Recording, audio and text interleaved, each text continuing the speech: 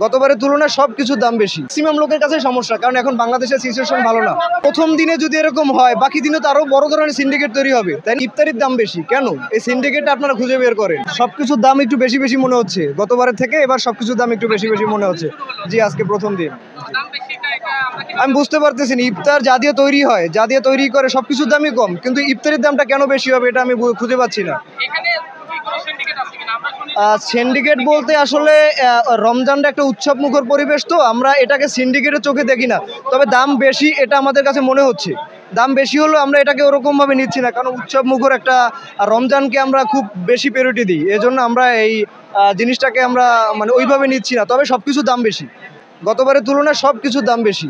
এইখানে যদি ভ্রাম্যমাণ আদালত আসে তাইলে আমার মনে হয় একটু, বিশেষ করে যারা নিত্য মানে দৈনিক ইনকাম করে বা দিনমজুর যারা, তাদের জন্য একটু ক্রয় করতে সুবিধা হতো, কারণ সবাই তো অনেক টাকার মালিক না ভাই। ইফতার ক্রয় করতে সবাই তো ইফতার খাবে, ঠিক না?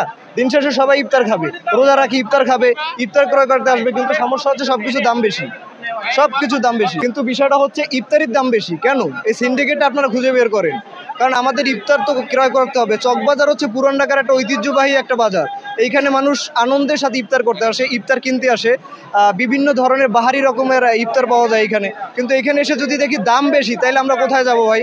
আমাদের যাওয়ার তো কোনো রাস্তা থাকবে না, তাই না? এই জন্য আপনারা একটু দেখেন সিন্ডিকেটগুলো খুঁজে বের করতে পারেন কিনা, আমরা আপনাদের সহযোগিতা করব।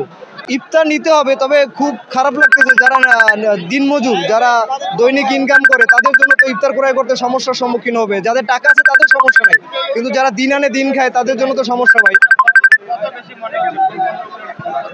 যেমন আপনি এটা গত বছর আমি দেখছি 700 টাকা, এটা এবছর 800 টাকা, 100 টাকা বেশি। 100 টাকা কিন্তু একদম কম মনে করেন আপনি। 100 টাকা দিনমজুর যারা দিন আনে দিন খায় তাদের জন্য অনেক কিছু, আমাদের জন্য সমস্যা না, কিন্তু যারা প্রতিদিন মানে ইনকাম করে, প্রতিদিন সংসার চালায়, তাদের জন্য সমস্যা, আমাদের জন্য সমস্যা না। ম্যাক্সিমাম লোকের কাছে সমস্যা, কারণ এখন বাংলাদেশের সিচুয়েশন ভালো না, ঠিক না? আমরা চাচ্ছি ইফতারের দামটা কমুক, আপনারা খুঁজে বের করেন সিন্ডিকেট কোথায় আছে। আপনাদেরকে অসংখ্য ধন্যবাদ। প্রথম দিনে যদি এরকম হয়, বাকি দিনে তো আরো বড় ধরনের সিন্ডিকেট তৈরি হবে, তাই না? এই জন্য দরকার সিন্ডিকেট খুঁজে বের করা। ভাই আমি 10 বছর ধরে এই দোকানটা করি, মানে আমি নিজে বেচি। এখন যদি আপনার মানে ভুল না আলাদা তাহলে আর কি আমি কথা দিয়ে বের করলাম। আমি তো কইলাম যে আমি 10 বছর ধরে চাকরি করি, আমি নিজে ব্যস্ত। আমি গত বছর 800 টাকা আমি বেচি, এখানে কোনো ভুল নাই। 800 টাকা ভাইয়া।